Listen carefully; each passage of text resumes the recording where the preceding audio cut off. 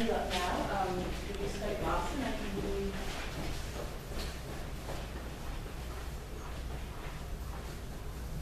You just tell them.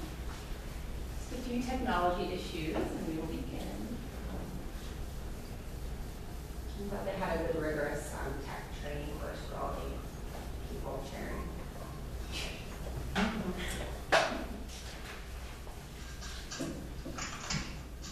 Thank you, Carol.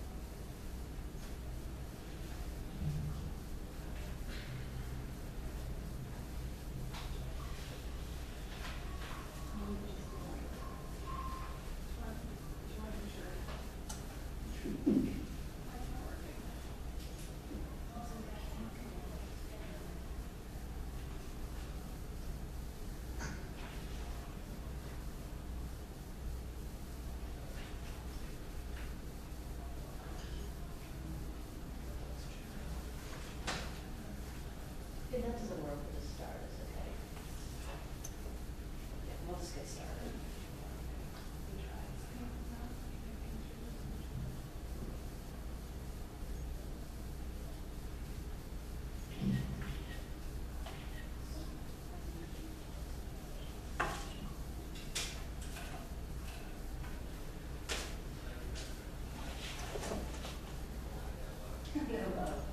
Okay, let's get started.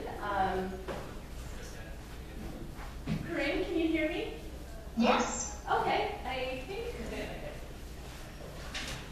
we are going to start with you. I'm just going to do a little introduction. And then you'll be put on hold at one point when we get to our third presenter who's also Skyping in, just to let you know what's going on. Okay? Okay. I know, it's like I'm talking. No, You have to be in front of her. yeah, She's on but she can hear me.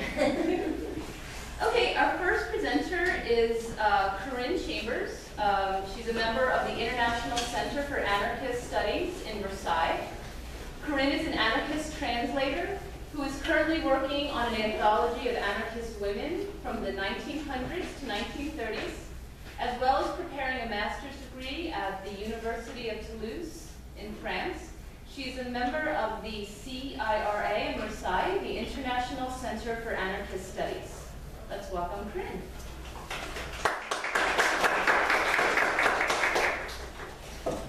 Thank you for having me. It's a pleasure to be able to present to you what I've been working on, which, well, basically, as you said, I kind of look for texts written by anarchist women at the start of the century, and I found quite a few ones who were interested and wrote and published articles about why non-human animals were individuals which had rights and so on. And the first one I was thinking about, talking about, is Marie Huot, which is from an earlier generation. She's kind of 16 years younger than Louise Michel, if you see that, kind of like late 19th century, early 20th century. And she was famous for actions such as disrupting pro-vivisection conferences, beating a scientist with her umbrella, and she defended and helped a friend of hers who shot a couple of times at bullfighters and so on. So she talked about the eccentricity of her methods in an article on animal rights, which was originally published in 1887 in La Revue Socialiste, which And it was republished in 2010 in the Cahiers Antispécistes in French. In this article, she explains kind of broadly the situation she was in, where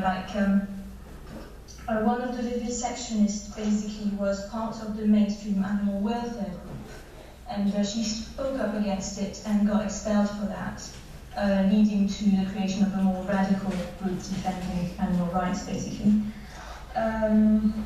She describes the difficulty to face ridicule, especially for those who are less educated, women, and from lower classes.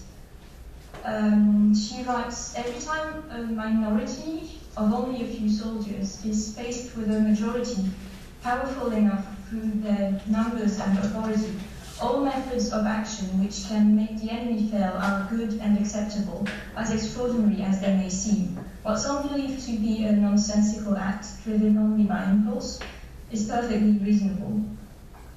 She draws a portrait. Sorry. Okay? Yeah, it's okay. Yeah. She draws a portrait of a number of women who act for non-human animals, and then she writes, these are the actions of sensitive women, people would say. Is that so? Certainly not. I know men who are guilty of the same kind of pity. Some are skeptics, some are brave soldiers, medals in battle, but they let themselves be won over by the same emotions, and they do not think they are abdicating their manly dignity by being kind to all the oppressed, all the tortured, even when they are animals. So for her, gender is a factor, along with class and access to education, in how people can try and make a point against a general doxa. And basically the fact that what she's saying is that the fact that their enemies think that they are irrational is irrelevant to the struggle. And on the other hand, she also insists that masculinity needs to be redefined so that it doesn't include, it is not defined by cruelty to those perceived as weaker, which includes non-human animals. So yeah, basically, the general rights she mentions are mostly the Cramont law, which was a kind of a new law at the time, and she said it's insufficient because animals are considered as private property by these kinds of laws and not as individuals. And in that she agrees with Clara Wichmann, who we will see later. And yeah, this law was quite interesting because it was supposed to protect domestic animals, and a court confirmed that bulls used in bullfighting were domestic animals, but bullfighting still took place because of, economic reasons, basically. And so she and her friends took direct action so that the law would be enforced, kind of thing, which, yeah, it's something that happens like with hunt having and so on. And it's a different relation to the law as anarchists usually have. She was also a feminist, best known for coining the phrase la grève du ventre, the strike of the wombs, which is a kind of neo-Malthusian idea which was going to become very popular with World War I and so on, which is the idea of women stopping to produce soldiers and workers.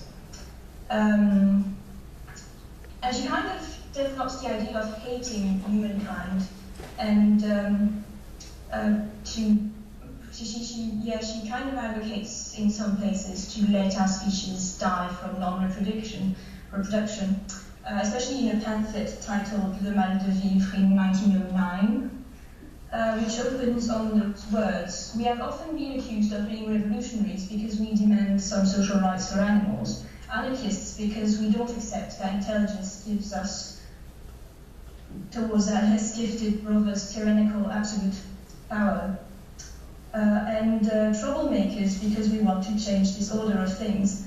as natural as speechless, which puts the weak at the mercy of the strong. And she goes on with a very beautiful and disturbing depiction of how awesome a world without humans would be, with lots of plants and other animals which can develop. And there's also a clever defense of abortion, which kind of is phrased in a way that it passes censorship at the time.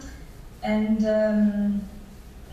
she exposes the hypocrisy of the repression against promoters of contraceptive and abortive methods. And when she talks about workers' demands, she is very strongly, she basically mocks them, saying that, yes, workers want to have rights and so on, and a better life. And then when you talk to them about animals, they're very glad to keep their privileged situation. And this reminded me a lot of the idea that Margaret Fass-Ardegger developed a year before in L'Exploité, which is a French-speaking Swiss women's syndicalist paper, which edited in 1907 and 1908. And in this article, which is titled Ideas, Duties of Women in the Workers' Movement, she kind of says that workers' unions are doomed to being co-opted and to only serve to negotiate better interests for one category of workers, unless they organize, in this instance, women, were the kind she sees as the most exploited workers, and only through their direct involvement you can kind of fight the bureaucratization of unions and fight for the emancipation of all. And I think that in a way Mariu is making the same point about animals, obviously not demanding their direct involvement in unions, but saying that a fight needs to be centered on the exploitation of non-human animals as well, if it's going to be revolutionary in any sense. And I'm going to skip that part actually, and go to Sophie Zajkowska, who was also, she objected to animal exploitation and had many complaints against the workers' movement because she was an individualist anarchist. She founded a series of communes where people adopted a vegan diet anyway.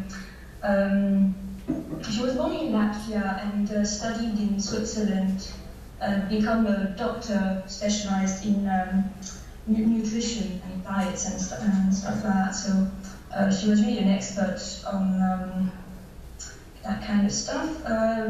She also advocated free love and generally a lifestyle that that individualist thoughts would kind of free them from capitalism and help them fight it.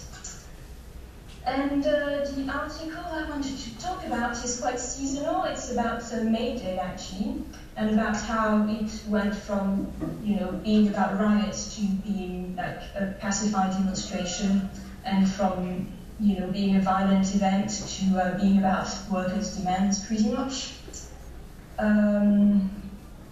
So yeah, she expresses quite clear contempt for so-called socialists bringing demands. And in what is now kind of a celebration and something often even organized by the city council rather than spontaneous riots to commemorate Haymarket and so on. And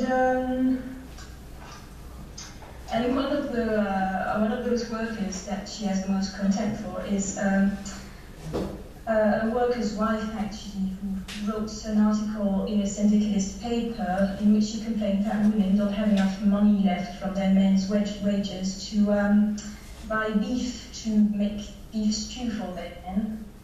And Zajkowska opposes it on two fronts, basically. One that is a scientific aberration to eat meat, basically, and it makes workers more dependent on wages. And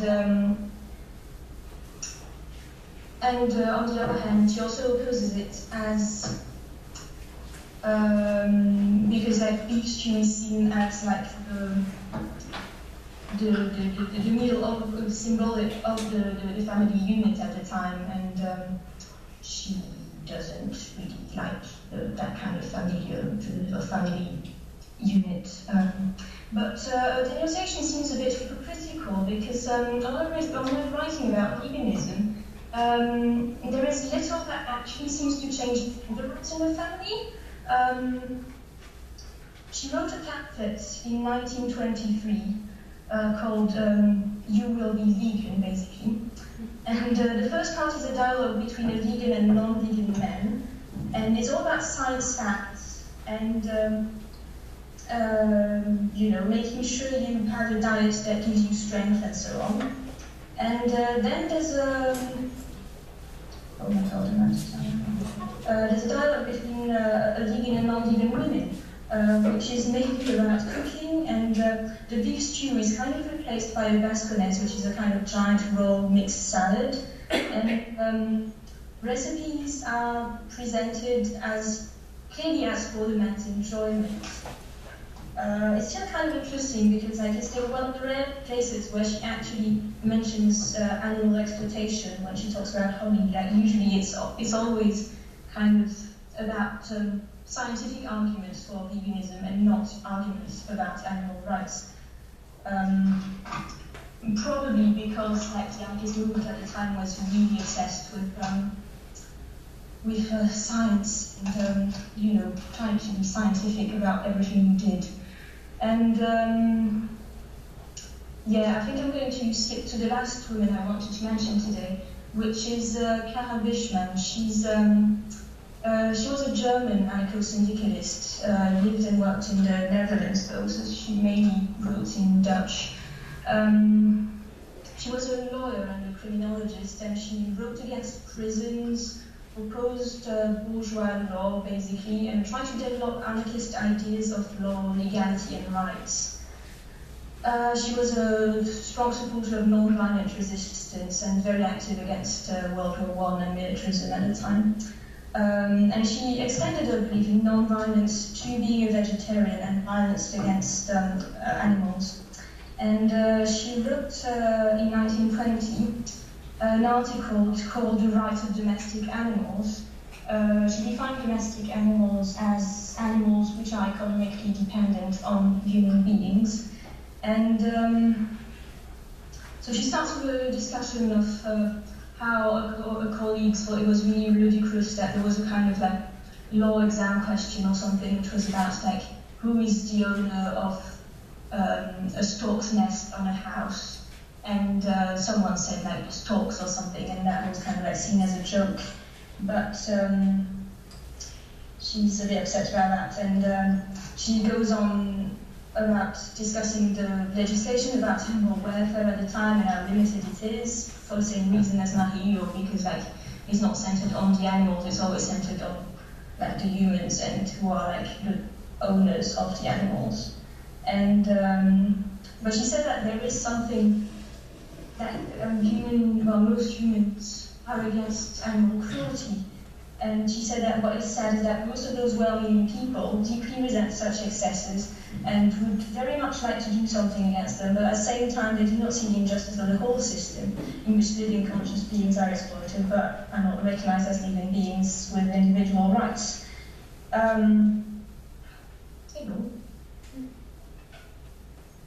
5 minutes left.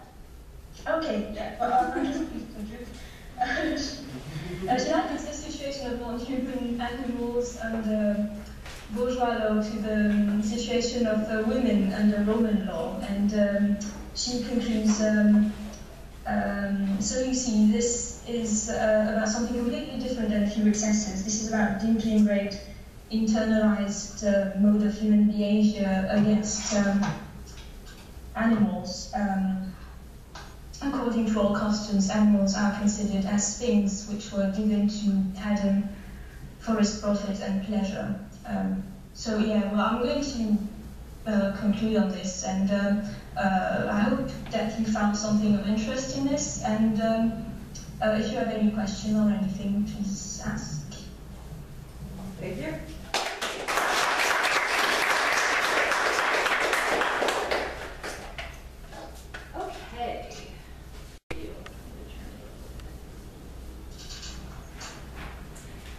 Our next speaker is Cassandra David. She's an activist, scholar, philosopher combination from Toledo, Ohio. Her research is primarily in epistemology and applied ethics, which she sees as mutually dependent on one another. Anything she writes has three commitments. Good philosophy encourages action in the social realm, is motivated by relevant data, and can be communicated in such a way that a diverse audience can appreciate it. Currently, her activism is focused on the Black Lives Matter movement in Toledo. She teaches philosophy at the University of Toledo and is also a professional dog groomer. She is a longtime vegan and animal liberationist and a caretaker of 2 horses, 3 dogs, a cat, and a rat. That's my family. Thank you for that introduction. So I published a master's thesis in 2014, and that's what this is from. So I'm going to give you just a really quick synopsis of what happens in that thesis, and then I want to focus on what I think is most relevant to this conference, which is the relationship between patriarchy and the modern meatpacking industry. So there's going to be a little bit of philosophy and theory, but I'll get through that as quickly as possible. Okay, so epistemology is the study of knowledge, and traditionally it's been understood to be answering the question, how do we justify knowledge, right? That is, how do we know that it's valid? I think that's a rather meaningless question. I'm more interested in how does knowledge grow? How do we cultivate knowledge? So a problem with traditional epistemology is that it sustains long-standing oppressions by using objectivity, where objectivity really refers to 3 epistemic norms or 3 cognitive qualities we're supposed to have when we're figuring things out about the world. Sally Haslinger, feminist philosopher, identifies those norms as value-neutral objectivity, which the idea is in order to know something, you can't have a passion about it. It has to be the case without any feeling. Individualism, right, which is that you can't refer to others to know something. You have to have verification for yourself. And the view from nowhere, right, which is this information should be accessible to anyone, right? So it doesn't matter who you are or what you're about. If it's a true thing about the world, those details will be irrelevant, okay? I argue in the feminist tradition that traditional epistemology sustains long-standing oppressions. So if we actually want to do something about the material world, we've got to change our epistemic practices. Of the 3 competing feminist epistemologies, standpoint theory, feminist empiricism, and feminist postmodernism, in my thesis I argue that feminist empiricism ought to be endorsed as the epistemology best suited for social justice projects. Those are huge categories, and where one author fits in any of those, right, is disputable, so I don't want this to be taken as a wholesale rejection of other epistemologies, but when we're talking about how do we create activism, I argue that we should use feminist empiricism. Okay, feminist empiricism is the best epistemic hermeneutic, or the best way of understanding the world and looking at the world, because it avoids the liabilities of standpoint theory and postmodernism while retaining the capacity for normative reasoning. Okay, so what I mean by liabilities. Standpoint theory has been taken to mean that oppression necessarily entails epistemic privilege. So if you are an oppressed person, whether you're working class, you're queer, you're disabled, some feminists have argued that locating that position in the world gives you special knowledge that other people don't have access to, and therefore that person is an expert on their oppression. This is problematic because, as some feminists have pointed out, those who are oppressed are epistemically disadvantaged, okay? So they understand their oppression in a variety of ways that may not be liberatory, okay? I deserve this bad thing that's happened to me, this is natural that things should be this way, etc. My favorite feminist on this point is Uma Narayan. She's an Indian feminist, and she's very critical of standpoint theory. So she's someone you can look to for that. Secondly, I don't endorse postmodern feminism as a epistemology we should use, because sometimes that leads to the claim that social categories are meaningless, right? So for example, because there is no one woman who captures all the female experiences, we should just do away with this category because to use it suggests that there is such a woman. I maintain that social categories are meaningful if they are evidenced by data, okay? If there's some feature that these people share that entails certain experiences of the world, I maintain that's meaningful whether or not there's a metaphysical category attached to it. Okay, the things that feminist empiricism can do that I like, okay? feminist empiricism has feminist value internal to empirical practices, okay? There's no division in this epistemology between the context of discovery and the context of justification. So in epistemology, it has been argued that on the one hand, you have context of justification, that is, how do we know something is true about the world? Well, we test it using hypotheses, we do experiments, and that's how we know that's the science, that's what we like. And the context of discovery, well, I was interested in this question because of the person who I am, that's been considered irrelevant. In feminist empiricism, we say, no, they're the same thing, okay? The very fact that we have an interest in certain questions is relevant to understanding what knowledge is. Secondly, feminist empiricism can put data into a meaningful context because it uses normative analysis. That is, it talks about right and wrong, feminism, etc., right? And it highlights oppression's roots in that way. That is, it uses data to show what the funny things are in the world that we ought to be skeptical about, right? That is, it gives us ways of using information gleaned in science to understand how oppression works in material ways. So instead of the bad traditional epistemic norms, I advocate for 3 norms in feminist empiricism. The first being appropriate experience, okay? Unique experiences can highlight overlooked aspects of reality, okay? I'm not rejecting that to be an oppressed person gives special knowledge. To me, that seems to be the case for many people. That is, having lived an experience does give some people unique analysis, but it's not a necessary thing. It doesn't always happen, and we cannot simply say because someone is a woman that she understands women's oppression. All right, Ann Coulter, great example. She's a woman, okay, but would I call her a feminist or an expert on women's oppression? Absolutely not. So appropriate experience matters, but it's not totality. The second norm I advocate for is imagination. It disallows dogmatically accepting a claim if there are other plausible theses to explain the phenomenon, okay? That is, oh, well, obviously women make less money, right, because they choose part-time jobs after they have children.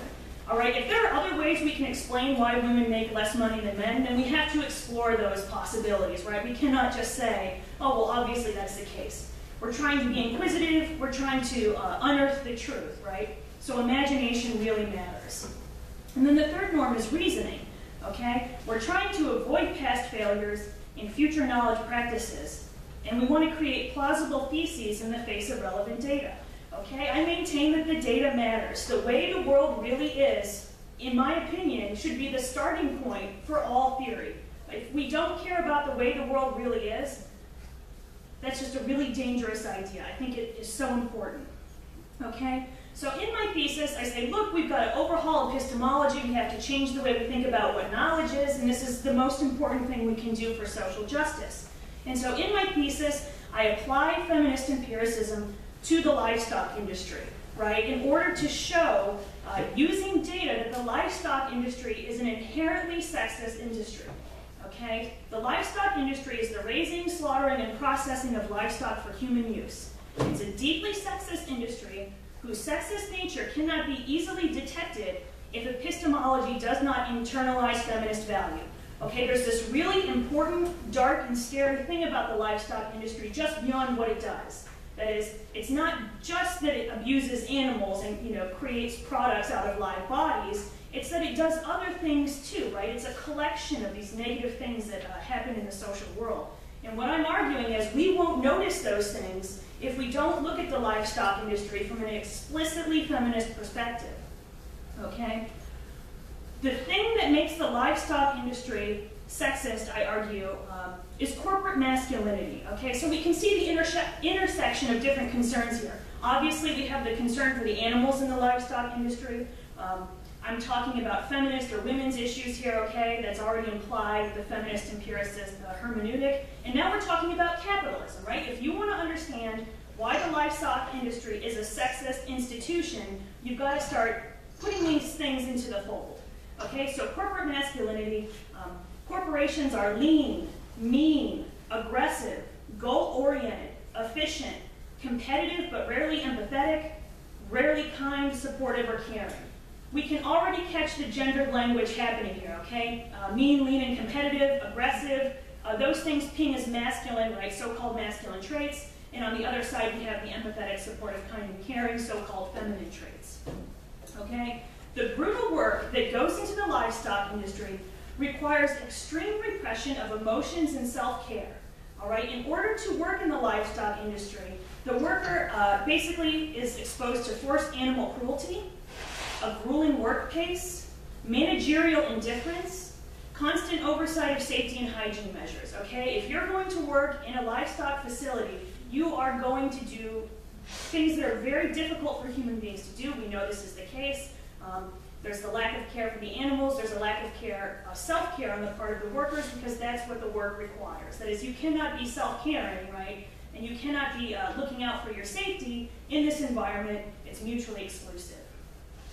There's another interesting thing that happens when the livestock industry sets up facilities and communities for the first time, right? We see a dramatic change in crime. The #1 reported crime in rural communities where meatpacking facilities set up is domestic violence. All right, that is the biggest social problem is domestic violence. Why is that? How can we explain this, right, without appealing to feminist analysis? All right, I argue in my thesis that the reason that domestic violence skyrockets in these communities is because the feminine is associated with the farmed animal. So unfortunately, I don't think Karen is in the audience right now, but I'm about to cite her, so just a happy coincidence.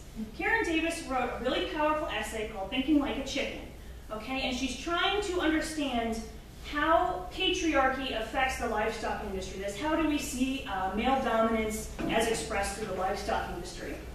And she points out wild animals, in theory, right, have been conceptualized as free, autonomous, self-reliant, and otherwise male. Farmed animals, livestock, have been characterized as stupid, boring, and female, and I would like to add to that, guilty for their own oppression, right? That is, because of some deficiency in this creature, just as we argue women are guilty for their sexual assault, right? Farmed animals are understood to be guilty for their own oppression because if they were smarter and more autonomous, that we wouldn't be able to slaughter them en masse like we do, okay? So quoting Karen Davis, armed with this new ethic, men essentially give themselves a new leash to run with the predators and not the prey, and to identify with the wild and not the tame. All right? Why do we allow this practice when so many people would look at it and say, oh, that's horrible, we should never treat animals that way? Well, there's many layers to why that is, right? There's the economic incentive. There's the exploitation of immigrant labor, right, in the livestock industry. And there's sexism. That is, there's a profound sexism built into the industry. Okay? Now, what's really interesting is that when anthropologists and sociologists look at the social problems associated with the livestock industry, they say essentially nothing about women's issues, okay? There's a fabulous book by Stoll and Broadway called Slaughterhouse Blues. It's slim, it's contemporary, it's a very interesting look at community organization in the face of the livestock industry. They put forth 4 recommendations for communities to take when meatpacking facilities set up shop. Okay, they argue 1, these communities should look to outside communities for support, intelligence, and guidance, right? This place has been through it, let's talk to them to see how they dealt with these issues. 2, broadening community participation, that is trying to get community members invested in doing something about the social harms associated with the industry. 3, investing in communication, that is most people who work in slaughterhouses are immigrants, right? And the most commonly spoken languages are Spanish and Vietnamese. So if you want to work with these people, right, you've got to have translators. You absolutely have to have those who can make communication actually possible. And then the 4th recommendation that Stoll and Broadway put forth is recognizing and respecting cultural difference. When I read this book for the first time, I was shocked that they didn't say anything about domestic violence because they identify it as the single biggest social harm, right, associated with the livestock industry. That is, women and girls being battered goes through the roof when these places set up. And so I argue in my thesis, we've got to develop services to combat that violence, right? Including having women's shelters with pet facilities, because we know that when there's a pet or a companion animal in the family unit, women will often stay because they can't take the animal with them. So what I want to point out is there's all of these material concerns, right, about what communities can do when these harms are visited to them, but my criticism of Stoll and Broadway and many others is that they will point to things that seem to suggest we should have a feminist analysis and then be silent about feminist analysis and say nothing about women's issues. This is a really deeply running epistemic problem, right? That is, why are they unable to notice this? Why does it not come up on their radar if on the one hand they're saying, oh, domestic violence, big problem, right? And then saying nothing about it in terms of what can we do? And so in my thesis, I connect that problem back to patriarchy. And so I'd like to read just 2 pages from my thesis that try to tie these issues together. So I'm working with an author in this section named Messerschmidt, who writes about corporate masculinity. Okay? As Messerschmidt points out, paid labor is central to masculinity. Having a job is an essential component to most men's identity. There are particular instances of masculinity's production that are of profound social significance and are unique to corporate environments.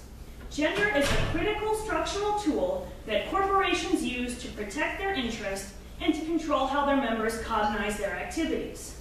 Not only are corporations gendered in how they divide labor among their employees, that is, intending to assign one kind of work to women and another to men, but they are structurally gendered through symbols, images, practices, and company ideology. As Joan Acker argues, quote, today organizations are lean, mean, aggressive, goal-oriented, efficient, and competitive, but rarely empathetic, supportive, kind, or caring. Industries demand gendered behavior from their members in different ways. In livestock production, workers are expected to suspend compassion for the animals, maximize production at the cost of their own well-being, and to accept difficult and dangerous labor for little pay. Their managers are expected to exercise capitalist rationality, instrumentalism, careerism, and productivism, even at the cost of their employees' health and safety. Both employees and managers have their corporate masculinity's success measured by how well they reach company goals. Accordingly, structured masculinity within corporations is tailored to corporate need. Some sociologists call this entrepreneurialism. It is a matter of prioritizing performance levels, budgets, increasing efficiency, and promoting managerial control at the cost of all other criteria. Recent developments in sociology corroborate the feminist claim that the livestock industry is inherently sexist. Not only do animal processing facilities demonstrate all of the corporate masculinity traits, but its locations also invite a dramatic increase of violence against women. Individual workers within the animal production industry are required to enact corporate masculinity by repressing their tenderness towards animals that they must abuse in order to keep their jobs. They're also required to repress their own self-care and ignore safety and health procedures in order to keep up the pace of production. They must learn to deal with the horror and the stress of the job if they wish to stay employed, even as that employment wears down their physical, mental, and moral health. Part of the reason that this cycle is so strong is that traditional epistemology's norms have served corporations well, since they divorce analysis from value through encouraging knowers to set aside their feelings and to focus on so-called facts. Corporations are very good at advocating on their own behalf. Accordingly, the livestock industry has been good at highlighting the number of jobs it creates in rural communities while downplaying or even covering up the costs that it externalizes. To even know that there are external costs requires knowers to do more than just evaluate the most readily available data. While traditional epistemology does not entail denying that industrialized animal processing is morally problematic, it has significantly contributed to the industry's moral failures. As Karen Davis argues in Thinking Like a Chicken, part of the reason that the industry has developed unchecked is that farmed animals are devalued in ways similar to women. Similar attitudes and strategies are employed to downplay the experiences of both. The peculiar thing, however, is that it is also true that some men, particularly those involved in the philosophy of deep ecology, have revered and sought to emulate certain kinds of wild animals. The difference between attitudes with which farmed animals and wild animals are treated is due to the former exhibiting traits associated with femininity. So, in essence, what I argue in my thesis and what I would like to impart to you is that when we don't take into consideration these gender dynamics, we miss really important things that are sort of upholding animal abuse, right? That is the idea that farmed animals and women are guilty for their own oppression, right? You won't notice that. It's impossible to notice that, in fact, if you don't have feminist value guiding your research, right? And guiding your recommendations for communities. So when we're doing, pretty sure we're not letting things fall through the cracks.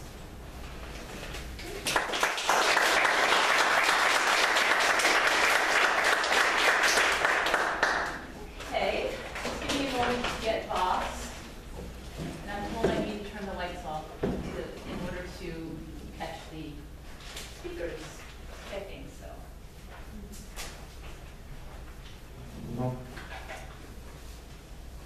Corinne? Yes? Do you mind staying on hold? There's going to be 2 more speakers, and then the panel ends at 1:15, so at the end there may be questions for you. So if you don't mind just hanging on. Okay. Yes. Thank you. Thank you very much.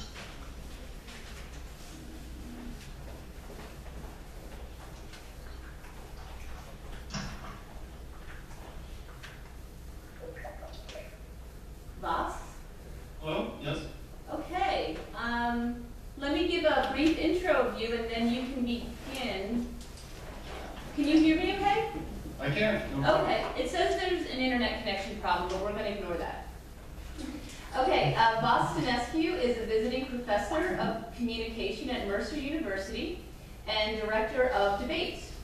He's also the co-senior editor of the Critical Animal Studies book series. And Voss, you'll have 20 minutes, so I might have to do that obnoxious thing where I give you the 5 minutes in the window on your computer at some point, okay? Okay. All right, you got it. You got the floor. Okay, before I begin, I don't know if he's in the room, but I just want to take a special second to thank Joe Schatz. He's not here, but we'll tell For me him. alone, has worked with me, I think, on 15 emails about things going on with this conference, and I'm just one person at the conference. So I know that putting together a conference is a long and thankless job, and he's been amazing, and so I want to take a second to thank him. And he receives no pay for this. He does it just because he believes in the work that we do. So thank you, Joe. The Whopper versions: hamburger, gender, and xenophobia in Burger King's hamburger advertising. Part 1. Effeminate rice eaters. During the 1800s, the effeminate rice eater represented a widespread and well-known colonial stereotype based on the argument that it was the eating of meat that helped colonizers to become more masculine and therefore more dominant, power in the colonial age. Can people hear me? Yeah, it was just pausing, so I made the screen smaller. I don't know. It's okay. We can hear you fine, though. Okay. Yeah, just delayed a little. Versus the supposedly effeminate rice and corn eaters of the recently colonized countries. This trope fueled the research of the 19th century and helped to justify colonialism under a scientific ideal based on the supposed failure of non-Western nutrition, and particularly the argument that these other people did not consume enough or the right type of meat as their Western counterparts. For example, J. Leonard Corning, a well-respected medical researcher and doctor, composed a monograph in 1884 entitled Brain Exhaustion, in which he argued that the colonial populations lacked, quote, the intellectual vigor of their English counterparts, not for explicitly racial reasons, but because they did not eat enough meat. As he wrote in a passage representative of his work as a whole, quote, thus flesh-eating nations have become even more aggressive than those peoples whose diet is largely or exclusively vegetable. The effeminate rice eaters of India and China have again and again yielded to the superior moral courage of an infinitely smaller number of meat-eating Englishmen. But by far the most wonderful instance of the intellectual vigor of flesh-eating men is the unbroken triumph of the Anglo-Saxon race. Reared on an island of comparatively slight extent, these carnivorous men have gone forth and extended their empire throughout the world. What is important to understand is that such arguments do not represent discredited or fringe ideas of the scientific establishment, and neither were such concepts understood by the practitioners as either explicitly racist or colonialistic. Indeed, quite the opposite. The motif of the effeminate rice eater was instead regarded as an intelligent argument in 19th century Europe, a concept that reiterated the basis of colonialism and sexism under a supposedly non-racist and non-colonialist worldview, based on the mutable characteristic of diet as opposed to the immutable characteristics of genetics.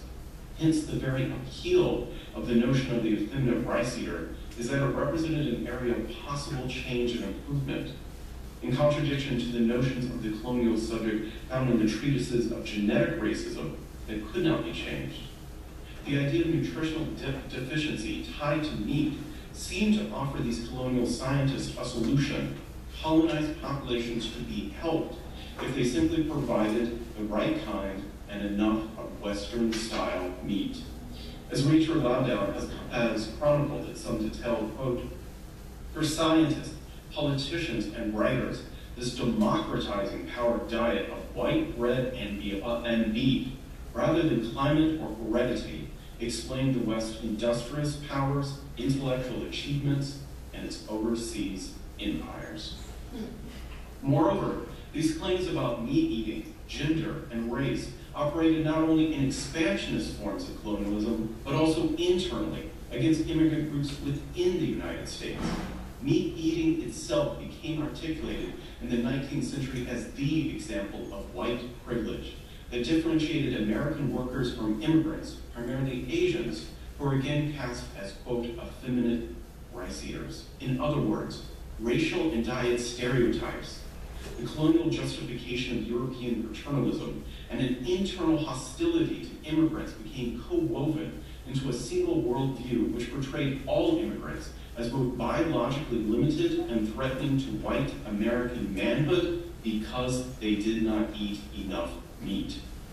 As E. Melanie Dupuis has documented in some detail, these working class people responded to immigrants and cuts to wages by defending their right to eat meat as a privilege of white citizenship.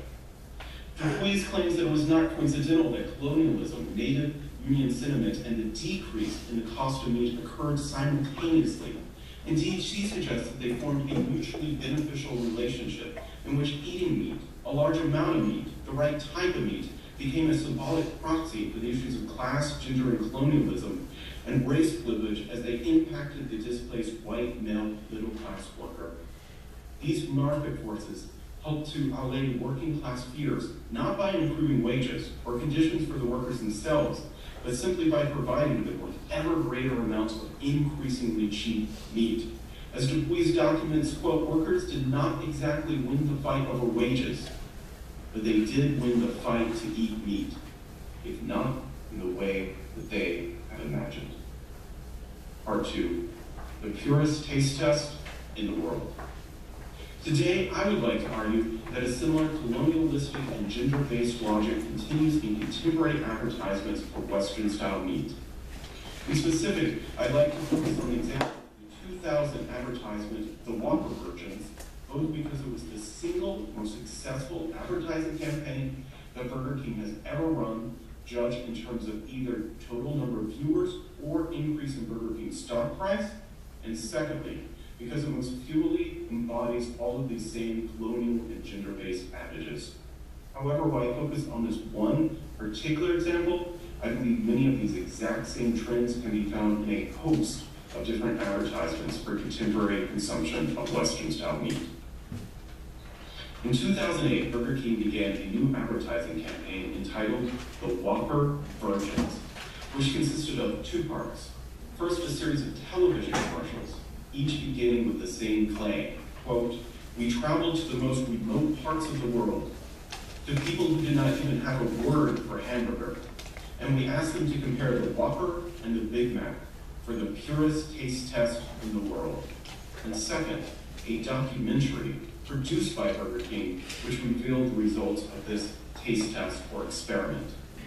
Each of the nearly identical ads started with images of peoples of Thailand, Greenland, and Romania, shown in traditional clothing and living an agrarian lifestyle completely removed from any type of technology. Burger King then flew the selected individuals to a modern boardroom where the taste testers offered them 2 burgers, a Whopper and a Big Mac. Many of the people were shown not even being able to figure out how to eat a hamburger. The ads informed the viewers that the majority chose the Whopper. In the second half of the documentary, the film crew flew back to the villages of the participants who were then all provided with free hamburgers. The Burger King ad represents the tropes of the effeminate rice eaters, first in its commentary on the relationship between eating meat and technology. By juxtaposing people who are supposedly completely off the grid with the viewer who is now watching this film, the Whopper Virgins documentary conveys the suggestion that there exists a linkage between technology as a whole and the eating of the uniquely American hamburger. This contrast is most clearly expressed in the images of the people largely produced via selective film editing, supposedly not even being able to figure out how to eat a hamburger. A remarkably counterintuitive claim, because in order to believe that someone could not be able to eat a hamburger, we would have to suppose that this person had never even seen a sandwich or any of its culturally related examples before. However, within the ad of the documentary itself, the hamburger becomes mechanized as almost a type of machinery and technology which the hopeless Whopper Virgins cannot operate until the Western filmmakers basically explain its operation. Yet, while counterintuitive, what this ad does is elevate the hamburger to become precisely the opposite of what in reality it represents. Instead of a symbol of homogeneity and uniformity, it becomes uniquely American, the essence of our shared culture. At the same time, instead of representing the practice of imposing American dietary habits throughout the entire world, the hamburger becomes a site of intercultural sharing and an object which, we are told by the filmmakers, is uniquely desired by isolated communities who, quote, want to meet new people and try new things. And instead of a ubiquitous and uninteresting remnant of a technologically produced uniformity, the hamburger, via the lens of the documentary, becomes itself exoticized as a fascinated and complicated foreign food which people throughout the world both desire to try, have never seen before, and cannot even comprehend. The documentary The Whopper Virgins additionally exploits the cultural stereotype linking meat-eating, technology, and masculinity through its very name, The Whopper Virgins, which in a single term masterfully interweaves sexual experience, meat-eating, and the connotations of incompleteness and supposed desire for the new, a theme of virginity, which the documentary underscores with its continual repetition of purity, i.e. the purest taste test in the world. Hence the peoples of Romania, Thailand, and Greenland are simplified and romanticized into a state of childlike innocence, purity, and virginity, as the supposed inability to eat a hamburger renders adults of other countries into simply the clumsy children for American viewers. The documentary filmmakers may at times even claim to appreciate the sense of purity and Eden-like bliss. For example, in one scene, an unnamed man in Romania gives the filmmaker a coat for no compensation that we are told had taken him over a month to make. And yet, at the same time, in these dual images of virginity and childhood, there remains the suggestion that these people and their culture are incomplete. Hence, like a child, the film invites us to appreciate the peoples of other cultures and their dietary practices as sweet, cute, gratuitously generous in a childlike manner, and yet in a very real sense, lacking in personhood. For example, although we are told the names of multiple members of the documentary crew, not a single person from any of the non-Western countries is ever even named.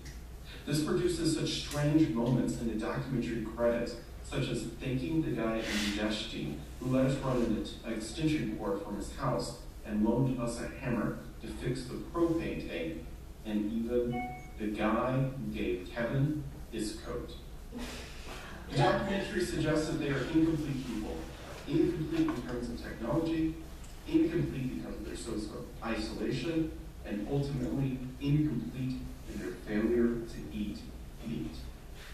Part 3, unhappy meals. Fast food as humanitarian assistance. And I didn't have the ability to load images, but I did print out one steal from the ads, and I'll try to make sure that you're able to see it here. I'll explain more in detail what is going on, but as you can see, there's a large helicopter with a hamburgers strapped below within a cloth net. The filmmakers clearly suggest that this idea of incompleteness, as well as the solution of eating more meat, when after the taste test, they take hamburgers into the participants' villages themselves. I find this part of the film the most disturbing because it clearly belies the claim that the actual motivation was a taste test or even a publicity stunt tied to a taste test, since no taste testing is occurring in the villages. Instead, these actions cinematographically take on, and I believe intentionally, all of the trappings of a humanitarian relief mission. For example, we're shown the man who grills the burgers after being flown in by the helicopter using a large forest-covered netting to give away free food.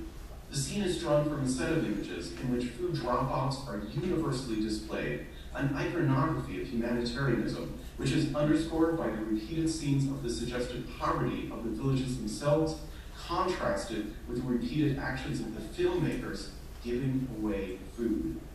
The pseudo-humanitarian assistance, coupled with an implied humor which runs through both the ads and the documentary, is what I found most distressing. If many, if not all, of the communities shown, including my family's own homeland, Amar Morash, suffer from real poverty, including hunger, and could in fact benefit from an actual, sustained food relief mission. It is in this context that I would like to reconsider the final scene of the Walker Virgin's ad. The scene of the helicopter arriving as a humanitarian relief mission, bringing hamburgers. I believe, and the comments of the fans of the ad support, that the giving of not just food, but American meat was itself the humanitarian aspect of the mission that was supposed to help transform childlike peoples from Thailand, Greenland, and Romania into full humans. What concerns me here is the suggestion that what the peoples of the world need most is meat, and specifically hamburgers. This claim is of such particular concern because it's the world's overconsumption of meat that is the single largest contributor to global world hunger.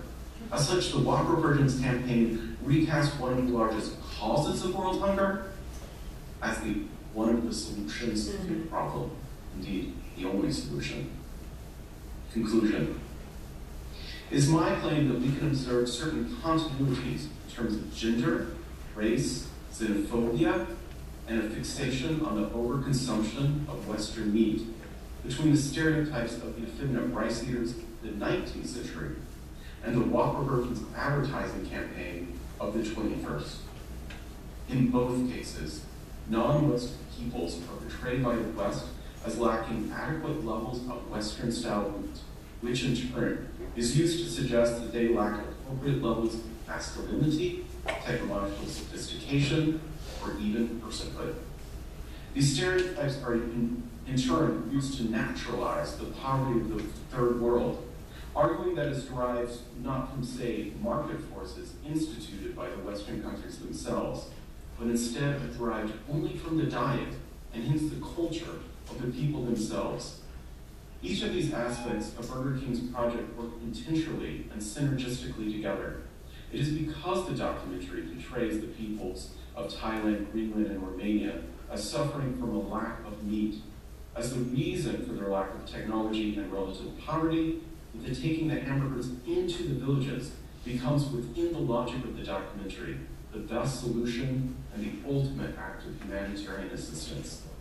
The very actions for which fast food franchises are the most guilty, worldwide standardization and destruction of all forms of dietary and cultural diversity, as well as causing mass animal suffering, animal and environmental degradation, and even world hunger itself, become normalized as humanitarian assistance. Thus, the proposed solution, both in the historic and the contemporary example, is not one of redistributive justice or a need to globally restrict the current exponentially increasing levels of meat consumption, but to provide pseudo-humanitarian aid in the paternalist form of complete cultural assimilation to a Western norm of excessive, cruel, and cheap meat consumption. Thank you.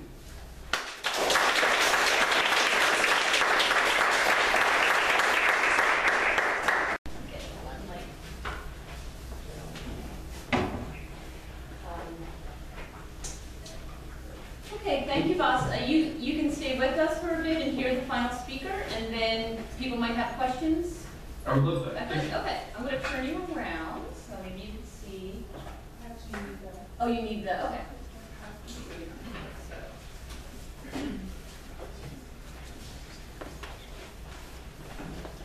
We'll do that. Okay.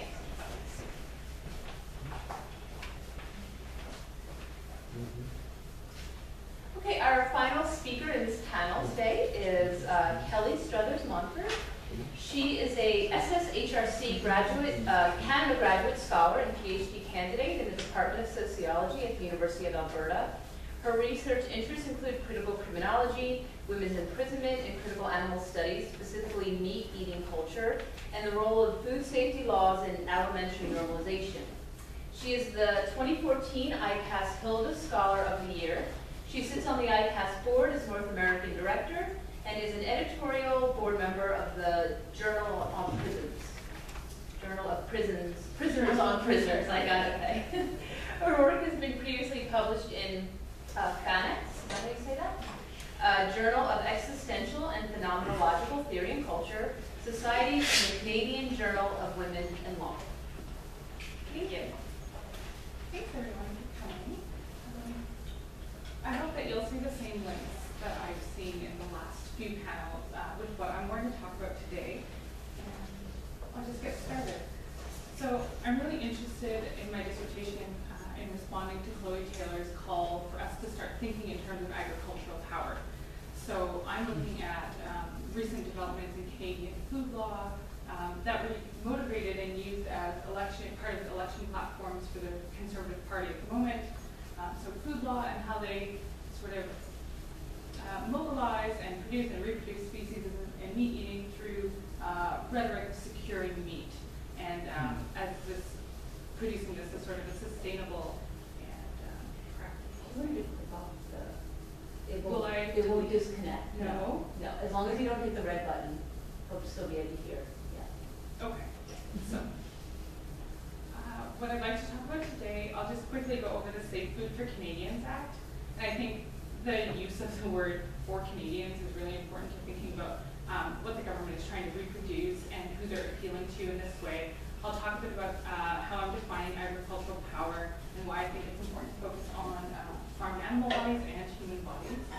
And what I think is really interesting and scary about this new sort of food safety moment is the invocation of the family, considering its biopolitical uses and its historical use and contemporary use as a site of alimentary normalization.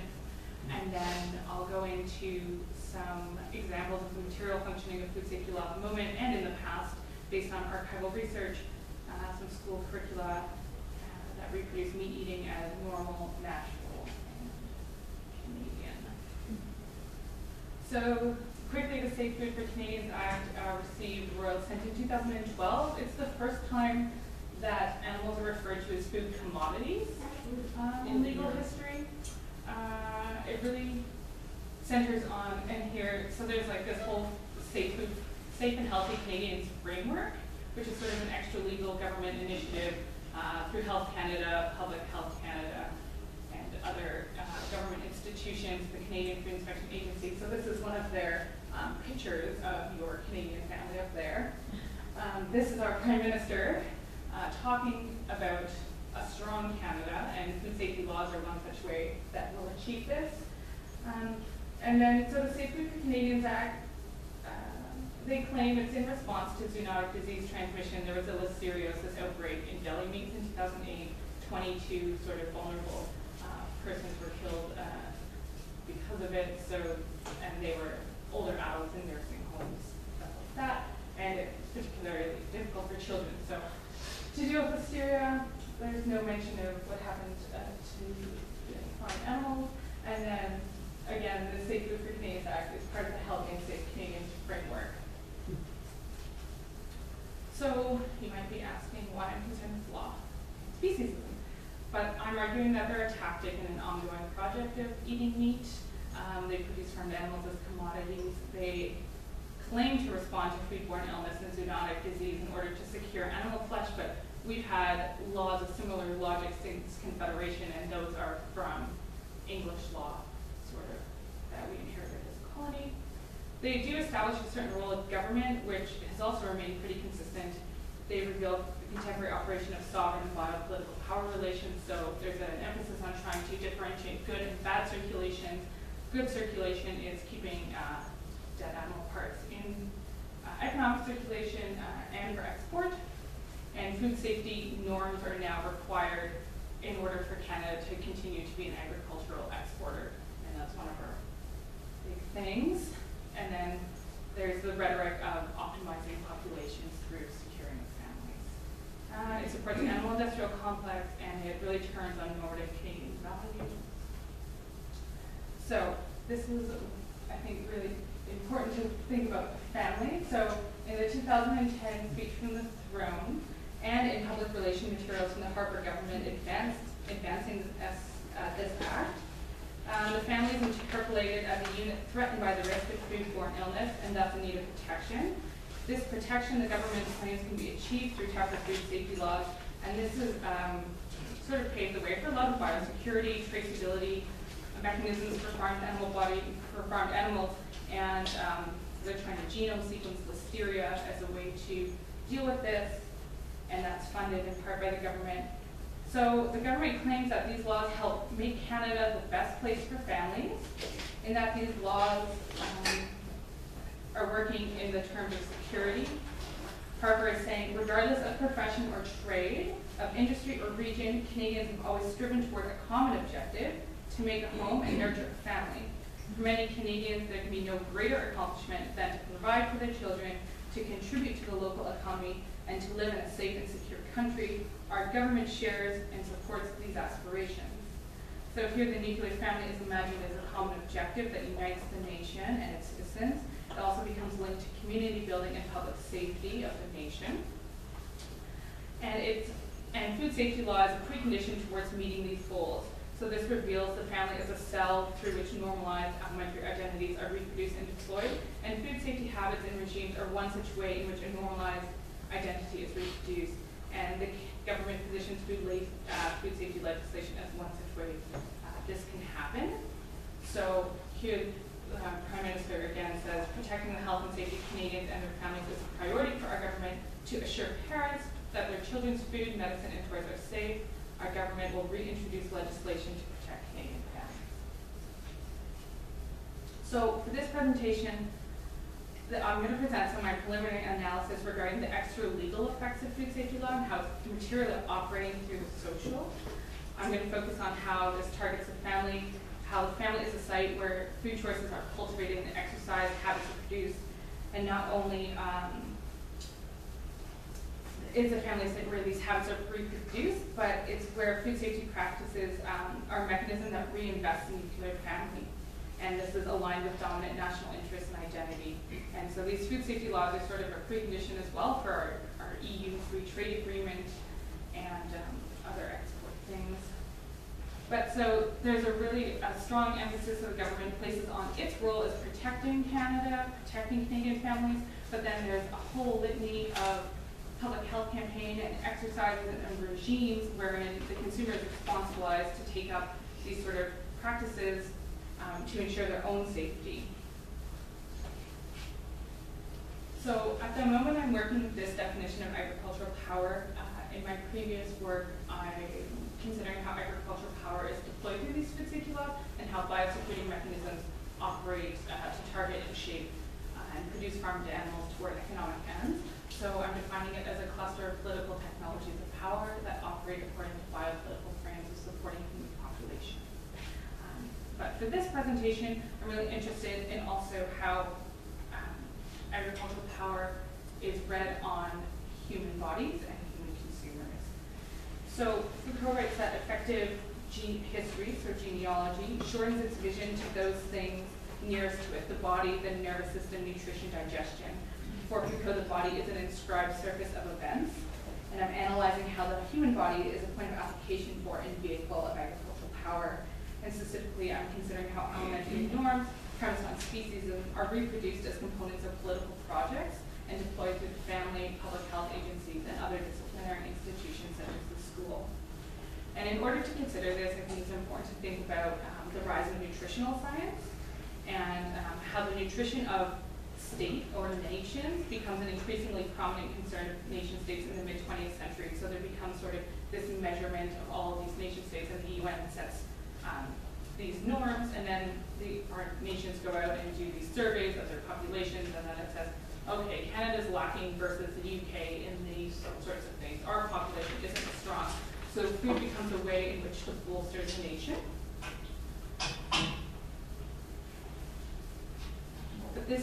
And so then nutrition starts to turn on and through the family, and the family is sort of the site in which nutrition can be achieved, and therefore you can have a stronger nation, and then you can sort of compete on a global scale. So I think Coveney's work on food morals and meaning, he's done sort of a genealogy of nutrition in Australia, is important to consider how nutrition becomes a science and a morality. But he's careful to distinguish that this doesn't mean that food and eating were previously outside of the realm of morality, tied as it was to concerns about, and is, pleasure, sin, lust, and discipline, but that nutrition represents a new index of concern for the modern subject of food choice. So nutrition becomes the undertaking of the autonomous subject who chooses proper foods, so identified by dominant norms. And my argument is that while nutrition maps onto existing concerns, I think that nutrition also maps on and is produced and constrained by dominant power relations. So in Canada in the 50s, you see sort of people writing about our nutritional states, and there's a concern with protein, as we all know, vegans. And they're sort of saying, you know, you can get all your nutritional requirements for protein from cereals, but maybe it's more efficient to get it from meat. So if you can afford it, eat some meat. If you can't, like, you can eat oats, you can eat this, and you can eat this. And so there's this sort of moment where nutrition itself recognizes that we can have adequate protein from cereals, but they say, maybe it's not as efficient, and maybe it won't be as good for our people. And then there's sort of this biopolitical concern with meat and amino acids, and sort of, but as we know, this is all tied to sort of reproducing notions of human superiority, whiteness, and masculinity. And nutrition then operates on as a way in which people can fulfill parenting roles as good parents, moral parents, right? And in terms of nutritional discourse and the operation of the family, mothers are targeted, and children are targeted as well through home economics classes. So in Australia, for example, there was a concern after the First World War that there was a huge decline in population because people had been killed, and there was really concern that babies were dying from malnutrition. So some reformer for nutrition intervention sort of says, Australian babies make the best immigrants. So we don't want immigrants. We want better nutrition so that we have a stronger population and we can maintain sort of this biopolitics. And then the site of the family becomes a way in which they do this. So there's community surveillance, mothers are targeted, everything is evaluated, and then people come into the homes and say, how are you feeding, how often are you feeding your child, right? So there's this whole politics of this. And then in Canada, during World War II, there was a huge concern about food will win the war. So they said things like, Canada needs to be strong, and food is one such way you can do this. But it's not any food, it's according to our Canadian food rules, which are now Canada's food guide. But sort of, it was all tied to strong soldiers, strong nation, and war. So there's that history too. And then in terms of domestic economy or domestic science or home economics courses, this was called the theory and practice of nutrition. It was used as a means to introduce nutritional rationality to children, well, meaning girls, which would then, so they would take up these recipes, they would go home and teach their families. So this was also sort of a way of assimilating immigrants, because they said children are much more malleable. Let's give kids these recipes, and then we give them homework, and they go cook it at home, and then their parents take this up. And then the same thing was done with milk in the UK, but really this was branded as a way, as a wonder food for allowing children to have upward mobility. So if your parents couldn't afford it, well, don't worry, if you're going to drink milk, it's the most wonderful food, and then you will ascend the classes. And even tuberculosis historically was the most devastating zoonotic disease for humans transmitted through milk, right? Especially in the UK. But despite all this evidence, everyone just was really culturally invested in continuing to eat this. So I want to keep this in mind when we now will move to Canadian food safety practices, the extra legal and the consumer. So we have the history of the family as a cell in which elementary norms are constituted and nutrition is operating. So I'm wondering how various institutions collaborate to secure meat, normalize its consumption. And so here we have the Minister of National Health and Welfare for Canada in 1950 saying that the wholesomeness of food and safety of drugs and cosmetics is essential to national health and well-being. So again, in the 1950s, so these are, I did some archival research for my dissertation this year in our National Federal Archives, and these are some images from the Safe Food Handling and Food Safety Law pamphlets that were for consumers. So there's really a fetishization of science at this point, and well, there probably still is, about controlling bacteria, controlling food, food science, food technology, you know, everything is so amazing because of science. So you have all these men depicted as doing their food science research, and then you have women who ought to be responsible consumers. You have to read the ingredients. If you think that something is off, you have to call the store, you have to call all these agencies, and there were sort of offices throughout the country where you can report this type of food. That is, if it's off or if someone has lied on the label. So in 1957, this was the first pamphlet I could find, and this is from the Food and Drugs Directorate of Canada. And this was meant to familiarize Canadians with the role of food and drug law, as well to outline the role of consumers in protecting themselves. They state that the role of federal government is to do everything in her power to protect her people regarding food, safety, drugs, and cosmetics. And specifically, they state that they have an interest in regulating everything that goes into and comes in contact with the body. The Food and Drugs Directorate works to see that food sold in Canada is pure, clean, and wholesome, and that they state that the first priority is ensuring that products are safe. So, in 1968, they say few of the laws in this country touch every man, woman, and child as intimately as does the Food and Drugs Act. And at this time, food safety concern is really about additives and preservatives at this time. It's not so much about zoonotic disease, although we've had concern for zoonotic disease since Confederation, but it's really about for the result of industrial food production is the concern. So these images are from 1957, but through to 1970, it seems that they just revise and update the same sort of booklet. They write in 1969, it's becoming more and more focused on in the industrialization of the food system. This is the first time they refer to the food industry as a very complicated business. But food safety laws are a way to ensure growing populations, but they say the housewife might be a little naive in understanding this.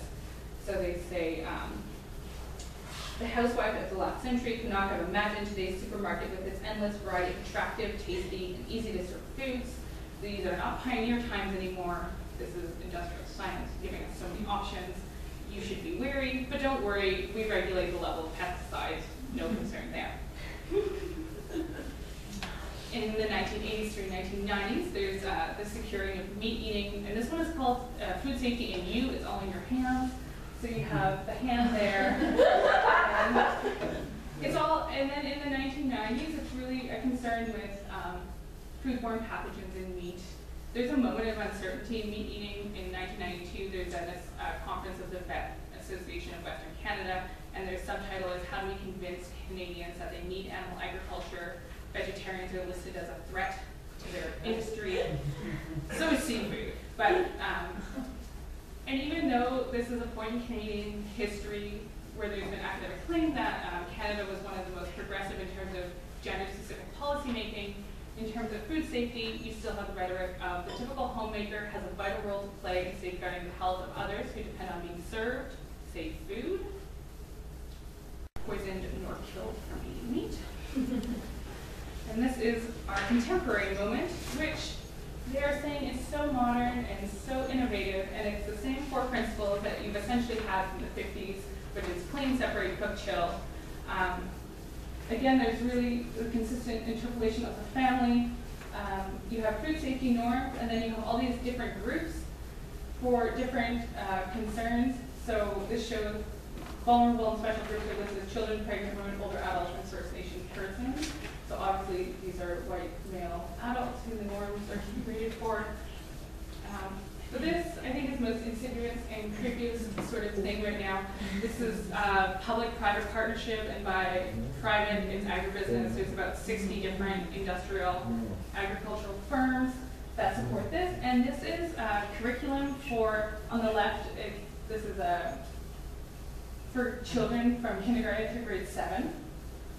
And this is talking about food safety, and it's all this, so teachers in primary school, think back to home economics, are going to do all these exercises and evaluate their families and take it back and reproduce it. These are one of the badges you can give your students. You deputize them as food safety patrol, but really for kindergartners through grade 3, it's about hand washing. Fruit and vegetables are really framed as dangerous if you don't wash them, but there's no talk about meat. And then, but when it comes for grades 4 through 7, it's all about meat, it's all about science. So they're framing this as a scientific lesson, learning about microorganisms. There's plenty of techniques. Here we go. So this is for the young recruits. This is back, so you're supposed to fight back, and back is bacteria. This is like K through 3. So your young recruits, what they will learn. But here, if we think in terms of discipline, in terms of normalizing the family, children 4 through 7 are supposed to go home, do a survey, plenty of interviews about your family and hygiene. You're supposed to come back, you evaluate them against everyone else in your family, or in your class, sorry, and then you go back and you put signs up. You're meant to start interviewing restaurants, other people in your community about their food safety practices. Proper Peg's hot stuff, so they're really concerned about proper meat cooking temperatures right now. They've got this danger zone for food.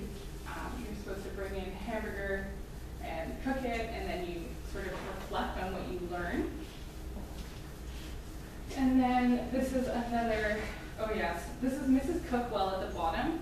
She is sort of the face of this public-private Be Canada Food Safe initiative. So you're supposed to write to her if you have any questions about food safety. But I mean, she looks so innocuous, right? Like she's this is like kitschy, retro lady, but she's really the face of like agribusiness attempting to secure something that historically has been failed to be securable. And then there's sort of this social media campaign to be Food Safe Canada. So get your kids involved. It's time to be Food Safe Canada. Learn the best ways to keep your family healthy with food safety, food handling. And then they're asking you to take selfies. So this is meat thermometer selfies. And then post them online with these hashtags.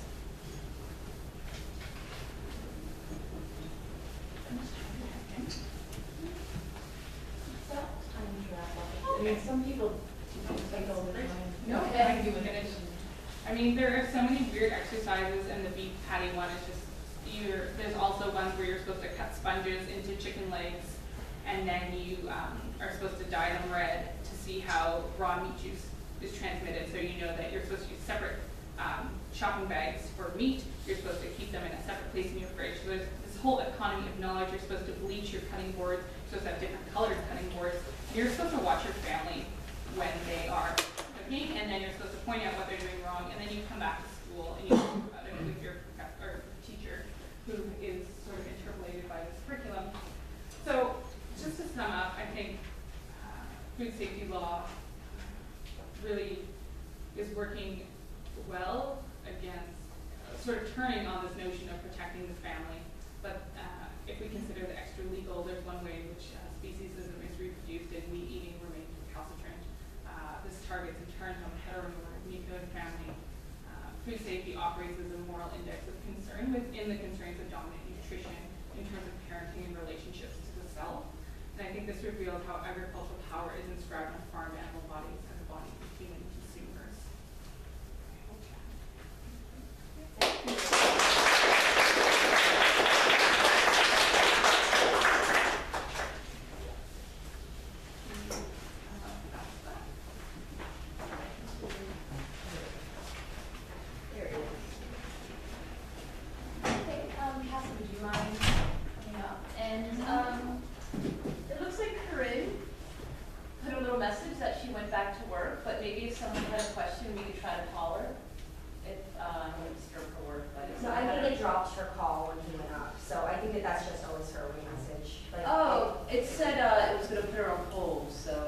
made like a little noise while he was talking. Oh, really? She dropped, yeah. Okay, well, I can, if anyone has a question, I'll just call her back.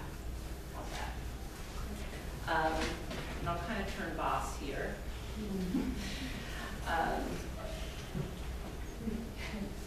Okay. And he can see the crowd a little bit. See, there's a good crowd here. So I'll let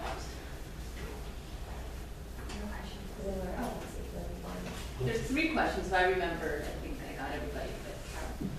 I just had a question for you, Kelly. You touched a little bit on gender. Did the sort of normative gender standard of, you talked about, of course, like the norm is the white male, but is the idea, and it looked like that in the picture, that the woman is still like Susie Homemaker. Did you see the gender roles change at all, or did they just remain the same in the 1950s? My argument is that it's remained the same. I mean, I think they're being quite neoliberal and using gender neutral language, but it's not the case, right? If we're thinking about who does the majority, well, if we look at the cover of the K 4 through 7, you've got the little teeny dudes doing the science work, and you've got the women shopping for meat, putting it in their cart, and sort of doing all this traditional, if you want to call it that, sort of labor. And I think if we are looking at who does the majority of whose work, family rearing, and sort of responsibility for that, even though they're picturing men and women in their sort of ideal of who the Canadian family is when they're cooking, I really do think they're still targeting women. And there's a great analysis of Harper, it's in the Toronto Star thing. Harper wants women to stay at home as wives and have no babies. And sort of he's introduced tax credits in these ways. Well, I mean, they won't really help with that goal, but he's really focused on reproducing in that way. So, we'll go over here and then Rocky, I think is. Okay, I have a question for Baz that touches also a bit on Kelly's talk as well. Let me just make sure he. I want to make sure you can Ross, hear me. can you hear? Yes, I can. The No person problem. from the other. Okay, great. Oh, okay, excellent. Okay, so I'm feeling overwhelmed by all the connections that I can make between your talk and between Kelly's talk, because it seems to me that, I mean, with your discussion of the Whopper Virgins campaign and the association of not eating meat with being childlike, with being racialized, feminized, also disabled. When you talk about people who did not eat meat during the colonial period, being believed to have smaller brains, that clearly shows that they believe that not eating meat could disable you. So there's a fear of disability as well. And in Kelly's talk, like she touched on eugenics so much, and the idea that not eating meat can disable someone. It can, and maybe in these food safety campaigns, there's this undertone of fear of becoming racialized, fear of losing the sanctity of the white heterosexual nuclear family.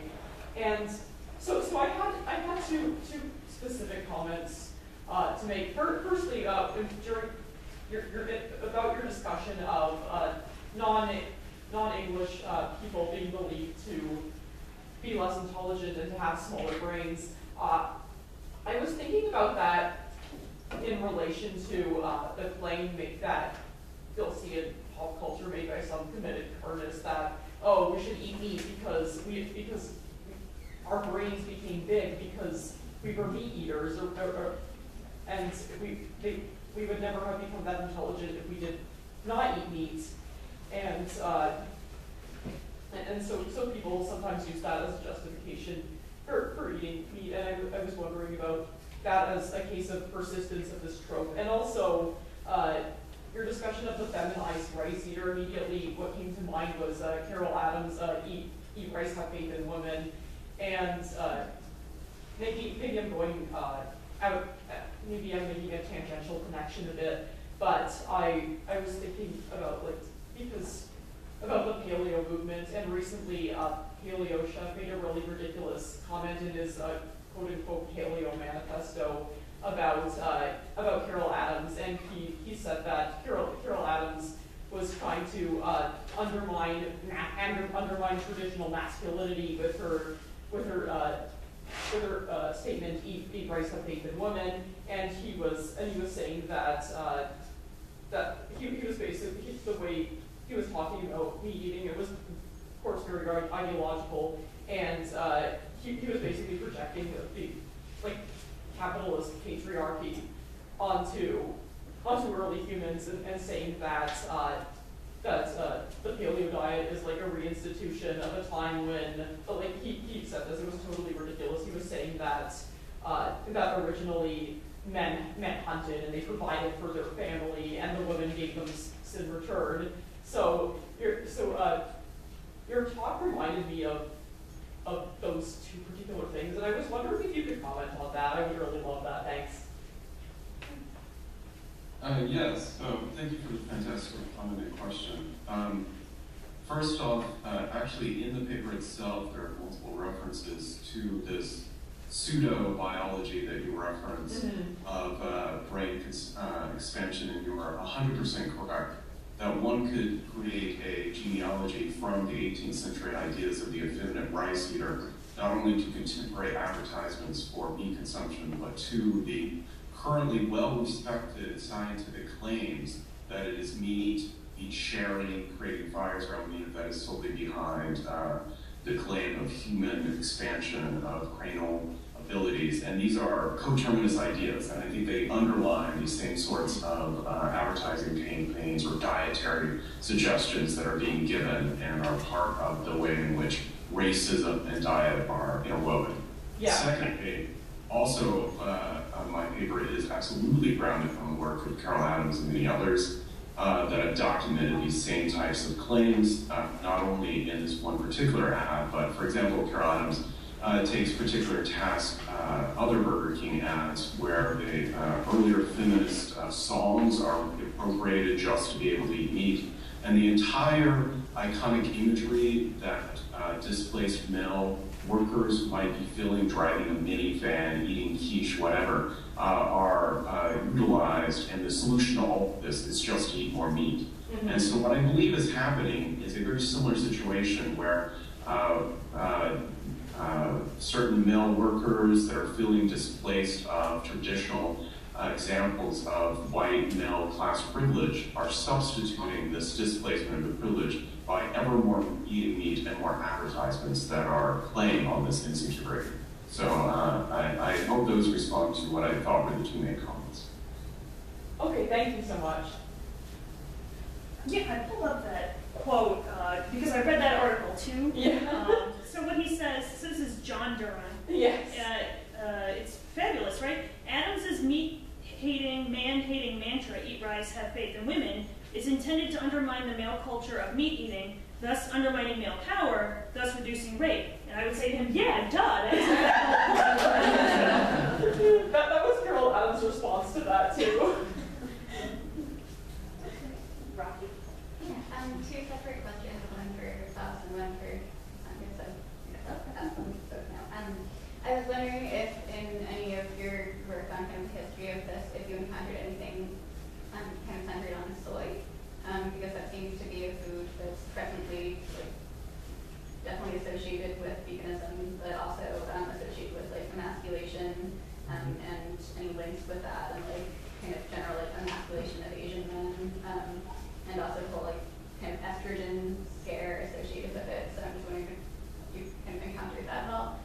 And then on a totally separate note, when you say that the rates of domestic violence are highest in these communities, I'm just wondering kind of the sourcing for that, because it's been my understanding that it's pretty consistent, 1 in 4 across the board and across locations. And so I'm wondering if it's higher police intervention or physical violence versus kind of more or less obvious form. So Stella and Broadway are pretty quiet on the specifics of the phenomena in their book, which is unfortunate, right? So I would say it would be hard to determine precisely whether we can account for the report, right? Because it's #1 reported crime is what they say. Whereas we know in some communities, right, to report this is basically not done for whatever reason, right? Fear of lack of support from law enforcement, lack of places to go. So whether or not it's happening in greater frequency, right, just because a meatpacking facility sets up, or is it also because when these facilities set up, right, there's a flood of immigrants, right? Where there was before maybe 500 people, suddenly there's 3,000, right, trying to fill these jobs. So I wouldn't want to specify, to say, oh, it's one thing or the other, because I think it's both. I think that when there's a great number of people, there's going to be more domestic violence simply because there's more people, but there's also a dynamic, several dynamics within rural communities that are newly affected with meatpacking facilities that are really important. So one, the shifts are around the clock, right? So there are people working the midnight shift who then come home and have to take care of their kids or deal with their wife, and so they haven't slept for days. That could be a factor that goes into it. There's all kinds of things that I think are unique to these rural communities that are dealing with these facilities, because we also see there's a huge strain on social services, right? Before they had, if they had one social worker who took care of the whole town, suddenly there's thousands of people here, they're homeless because there's nowhere, there's literally no apartments, no trailer parks, nothing, they're sleeping in their cars. It's just, there's a huge cluster of profound social problems that happen when meatpacking facilities set up in communities for the first time. So one example of what can happen, right, is Garden City, Kansas. It developed into a proper huge place, right, where it's now like the biggest place for meatpacking facilities. But because the industry is expanding, there's going to be more of them, right? There's going to be more communities that before were small. They only had the one language, right? Most people were white. They were all related to each other, and suddenly they're an immigrant community. So I would hate to say we can point to just one thing that would explain that, right, or explain it away and say, oh, well, of course there's more domestic violence, there's more people. I think the relationship is more complicated. There's also a really great empirical piece that controls for things like proportion immigrant population and overall poverty rates in a community. It's a wonderful statistical piece by a set of sociologists with Carroll et al. And it looks at prosecution rates for crime and finds that violent crime and rape statistically goes up when you control for things like proportion of immigrant population, similar industries but that aren't meatpacking, so factory industry with similar working hours that aren't meatpacking. So if you want that citation, I'd be happy to give it to you. I would like that too. Yeah. Okay, and Voss, did you hear Rocky's question? No, I'm sorry, I wasn't able to hear. Okay, can I try to, I'm going to simplify it. What she had asked is if in your research you've come across any information or examples of the feminization of soy as far as men who eat, let's say men who eat more soy in Eastern countries, the estrogen scare, as Rocky had said, and this idea that I guess soy is a feminine food, kind of like rice is a feminine food. Was that kind of it, Rocky? Okay. Yeah, I think that's excellent. That is not where my current research is at, but it is absolutely in parallel with that research, where phytoestrogens, which are, of course, we all know, utterly different than estrogen anyways, and I don't know, there's also a transphobia that's going on, right? Like men who use estrogen might start displaying feminine traits. And so I think you're exactly right, where there's a similar type of misrepresentation of science. We know the one case where there was a claim of soy in Hawaii was actually linked to the aluminum that was being packaged in. So there's an incorrect usage of science to do a similar policing of the gender binaries.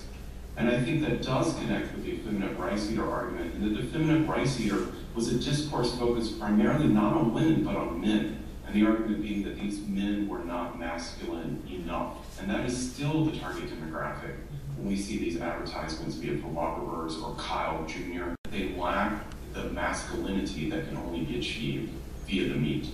So I'm not currently focused on soy. I absolutely agree with you, and I would like to read more often. There's an article by Leslie Merkel, I think he's saying this, on retrograde masculinity in Burger King ads, but I think it's from 10 years ago. But in one of the ads, he analyzes, there's a dude buying tofu, and he's got the tofu on the conveyor belt at the grocery store, but then he says, forget this, and he jumps in his Hummer and drives to Burger King, right? And this is the ad, right? You're reclaiming your masculinity. You're not eating fish that's smoked on cedar planks. Like, you are a man, and you will no longer be tamed by your female partner who is forcing you to eat soy and fish and all these sort of things. So that might be of interest. And the fossil fuels are masculinized as well. Yeah, exactly. My question will be for Cassandra. Thanks for your talk, your research, for your, was it this endemic disease or the plural? MA. Wow. Yeah. It's a lot Don't of call me work. doctor, no PhD. It's a lot of work for endemic diseases. In fact, first I would love to know if it's online somewhere. Yes, it's publicly available. And I tried to do too many notes and I wasn't sure how to go there with it. No. It's online where? Yep. You know, I can just email you the PDF. Yeah, so if you want to Okay, read that's great. together. Yeah. I would love to know more about, I'm not sure, pick up whatever you want to answer the question. I would love to know more about your critiques of the standpoint theory, a bit more, and maybe the name of the girl who did the critique. I wasn't able to pick this up. And also maybe you talked a lot about, when you are talking about feminist empiricism, about the importance of data. And I was wondering, because you mostly talked about, of course, the data of violence, domestic violence, and also the data about, it's not really data, but mostly an analysis of mostly symbolic association with wild animals with masculinity and farm animals with femininity. I was wondering if you had any other kinds of data which would show the sexist nature of the livestock industry. Well, there's all kinds of really good stuff. There's one reason, so I'm going to move backwards. So in about what kind of sociological and anthropological data is there on the sexism in the industry? There is one anthropologist in particular who I highly recommend, Jocelyn Porcher. She's written a piece, The Relationship Between Workers and Animals in the Pork Industry, a Shared Suffering. And I want to give you the PDF of my piece if you look at them. No, it's all right. Yeah, I know sources page. very well those Yeah, people. right. So I'm so familiar with her. I'm very surprised actually you're talking of her. She's like our #1 enemy in the French-speaking animal rights. Well, here's the thing. When we're talking about data, and we want data to matter, we have to accept, right, that those who are trained in gathering it are not necessarily animal liberationists. So, for example, Paul Thompson, another bioethicist whose work I take very seriously, I mean, I don't think it would be right to characterize him as an animal liberationist. I don't even know that I would call him an animal rights activist, right? He may just be like a welfarist. But I think that his work is really important to understanding what we can actually do materially, given the way things are now, right? There's this huge consumer demand. It's not going to go away within the next, I would argue, 20 years, even. That's a whole other argument that we can get into. But that relationship by Porcher, she makes really important connections between the fact that workers are the ones distributing the antibiotics, right? So there's all this disease that happens right between the pigs and the pork workers, precisely because, right, they're the ones administering these antibiotics with syringes and masks, right, so there's no safety protocol, and so it's like things that are happening to the pigs are also happening to the workers. And so even though she doesn't write from an animal liberationist perspective, right, I think that's a really important insight into something that's physically happening, right, that's so morally problematic. There's really no consideration for the safety of the workers, right? They are just as dispensable as the pigs themselves. And as a theorist, I find that equally bad. I don't want this to happen to pigs, and I don't want this to happen to socially vulnerable people who I would argue are basically forced to do this dirty work that none of us would ever do, right? That we would just say, oh, well, I'll find another job because we have the privilege of shopping around for them. But when, you know what I mean, your whole family moves, you just go with them.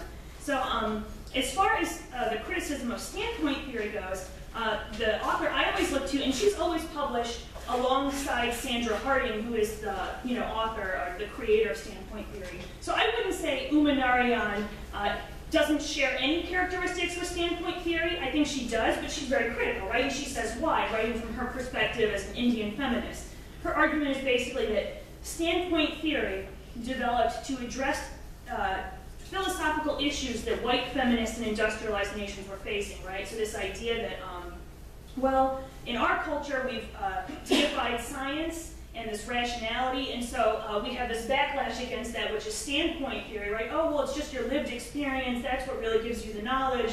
But as Narayan points out, if you're in somewhere else in the world, it's precisely value systems, right, and lived experiences that have been used as a way to keep women down, right? It's objective, so-called objective knowledge. Oh, well, actually, there is no size difference between men and women's brains. It's been really pivotal to women's liberation elsewhere, right, or feminist movements elsewhere. So the article that I really lean on in my thesis that Narayan wrote is called The Project of Feminist Epistemology, Perspectives from a Non-Western Feminist. And of course, it was published in the Feminist Standpoint Theory Reader that Harding, edited. So I don't see them as antagonistic, but as like, hey, if we're going to advocate for an epistemology, right, that's supposed to be for the benefit of women, we need to be responsible for the fact that standpoint theory can lock oppressed women into their oppression in some instances, where it seems to be liberatory in others, problematic in others. Great, thank you. Cassandra, I think that you're exactly right, and especially with regard to which approach is the most useful in terms of the abolition of the use of the exploitation of animals, because as you said, standpoint theory it is problematic, and that it assumes that there's something within the marginalized individual that is authentic and gives them a special perspective that and some access to truth that that people who are members of marginalized groups might not have. And I think you're correct. Like I don't think you went this far in your talk, but I think that especially when it comes to the question of moral consideration for animals, both the standpoint theory and postmodernism have flopped when it comes to that, because for example, because standpoint theory would I think from my understanding would assume that that members of marginalized groups have a special ethical perspective, that when they make ethical judgments, then they should be listened to, and that's the be all and end all. But I mean, if you believe in animal rights, that can't be true, because members of marginalized groups will defend their own cultures, animal use practices, or so that leads to the claim that animal rights is racist, or and also sometimes members of racial minorities, but also women and disabled people will say that comparing the oppression of animals to their oppression is that's bigoted, and they'll defend uses of animals in ways that they perceive helps them. So clearly, I think that's not useful at all when it comes to animals, the question of the animal, and also postmodernism. I think that it's like from what I gather, it seems to me that many postmodern feminists excuse animal use. Like for example, Donna Haraway, Kathy Rudy, because they just see exploitation of animals as an intermingling symbiotic relationship, and if that's the case, then how can any exploitation be going on? And so the ethical dimension kind of gets lost there as well. Yeah, for me, so a little autobiography on my research. I consider myself an analytic feminist, which some people think is a contradiction in terms. And I'm like, well, you don't know your history, let me teach you. But of course, the problem is when you make a claim to historical fact, right, and you want to point to stuff that was actually written and actually published, say, oh, it's been misinterpreted, who owns that history? So I don't want to say like that I stand on the shoulders of giants, right? Sandra Harding, although I have disagreements with her, the work that I do would not be possible had she not started what I consider to be feminist epistemology. And, postmodern theorists, although it's not necessarily what I would endorse in my own research, again, I stand on their shoulders. They've done work that, without which my work would not be meaningful. Yes. And so I think, well, what are you trying to do, right, in this piece? So I think there's totally times when it's appropriate, to make the point, well, there is no one woman, right? There is no one female experience of oppression. I agree with the postmodernists in the sense that, obviously, there is some fluidity between between these categories as like the experiences of queer and trans people show, and Right, that right. and that like I mean obviously like there is no one woman, and the idea of a woman isn't some metaphysical truth. That Right, or exists like out one there. family. As when I was watching your presentation, I kept thinking like, oh, well, are they not going to care if it's like a mixed family or an immigrant family, like just a Canadian white heterosexual married family, right? Is the only family that wanted to protect from disease? Like, I don't. I think Carol had a question. Okay, I don't know if we're gonna take, I don't wanna take this too far off topic, but I found this, I've never heard the term, like, feminist empiricism, and it really got me thinking about how we construct knowledge in this field. So, well, I feel like, so this is biased because I'm a sociologist and a raging empiricist, and we like our data. And I feel like one of the things that when we talk about these issues that we're combating is we're having to learn to study issues in an empirically driven way, but we're talking about sort of shedding this, and I think Ross really hit on it in his talk, like we have to talk about racism, we have to talk about patriarchy, but some of us want to use a methodology that's rooted in feminism, but take some of these more countable, measurable things that are vestiges of patriarchal constructions of how we produce knowledge. And I think it becomes an additional problem. Like, I was able to say, like Rocky had a really good question, like how do we know this actually happens? And I was able to say, well, the government has counted some stuff and we can analyze it and now we know, therefore it's true. And so it's just, it seems like something as researchers, particularly working on these issues, where you want to deconstruct and tear down the media or the way government constructs something or big ag, but then we have to find tools to do it that we might be uncomfortable with. And so I feel like one of the gaps in critical animal studies is that people are afraid of empirical work, but we need to learn to bridge all those things. And so it was fun. I need to get your email address to learn more about this field, but it was fun watching a diversity of methodological approaches talk to the same topic and actually be accepted in this room as valid and approachable, and I liked it. So that was just more a comment than anything. We have 5 minutes left. I kill it. That was, I think that was a beautiful thing to bring up because, that really cuts me very deeply about things that I care about. It is hard to navigate that really. It's like, okay, yeah, science is the oppressor, the institution is the oppressor, the men are the oppressor, but, right? And then you have to say, we need some of that stuff to move forward, and I can understand why, people put their heels into the ground and don't want to go there, but it's like, shit, things are so bad. I just feel like at this point, anything is better than nothing. But as far as a place to look for the relationship between feminism and empiricism, my guy, Richmond Campbell, The Illusion of Paradox is maybe one of the most important books I've ever read in my life, and it's really short, and it's easy to read, and it's just, it's beautiful. I highly recommend it for anyone who wants to do social justice that's motivated by what we happen to know about the world. What was that name again? Richmond Campbell, and the name of the book is The Illusion of Paradox. I have another question for Kelly. Oh, yes. You're at the end of your PhD research now. It's finished? Almost? Maybe I'll try this question then. If you don't want to answer this, it's all right. I'm just very curious. Yeah. After doing all these analysis of the policies, what do you think we can as activists and as theorists, what can we take out of this in order to challenge this order?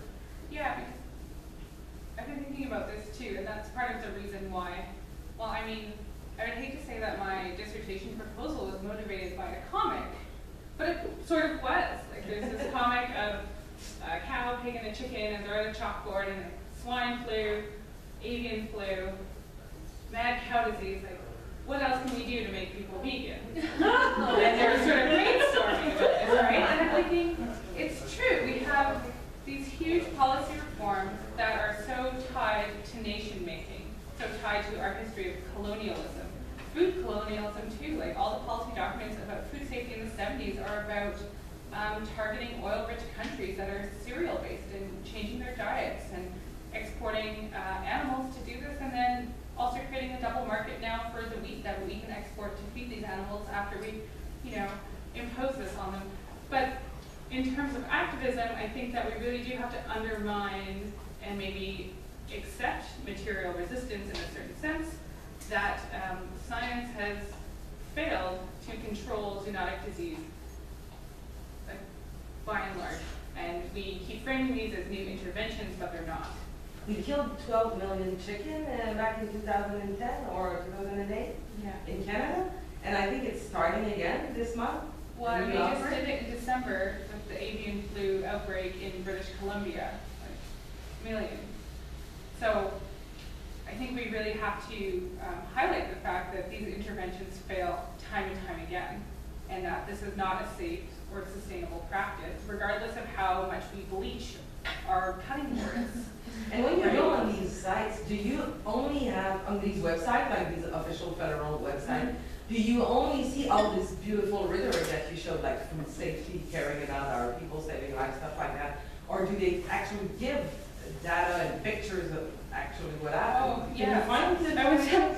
So, just to give an example, the booklet for the curriculum for the grade 4 to 7 said, we want to help reduce microbial foodborne illness in Canada by increasing consumer awareness, but it's a major challenge.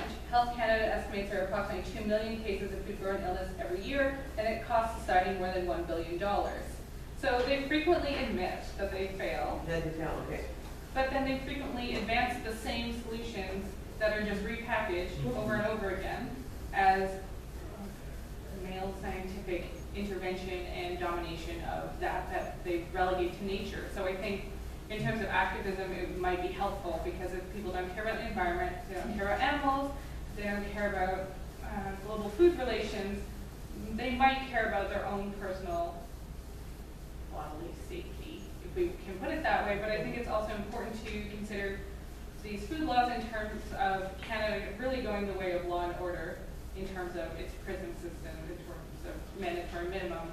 So we're sort of following, and these laws are consistent with that, the U.S. in terms of imprisonment, to the point where Texas has told our Prime Minister to slow down on his prison reform. And when Texas tells you, we really need to think about public safety and how this rhetoric is being played. Do you think there is a way of attacking the so-called like private-public partenariat, private-public get-together? I don't know how to say that, sorry. Oh, yeah. I'm sorry to interrupt, because of course, even though the session ends, I want to remind us the conversations can continue. But I want to just respect time, and I have someone like over there. Okay. So, okay, let's all say goodbye to Voss. Bye.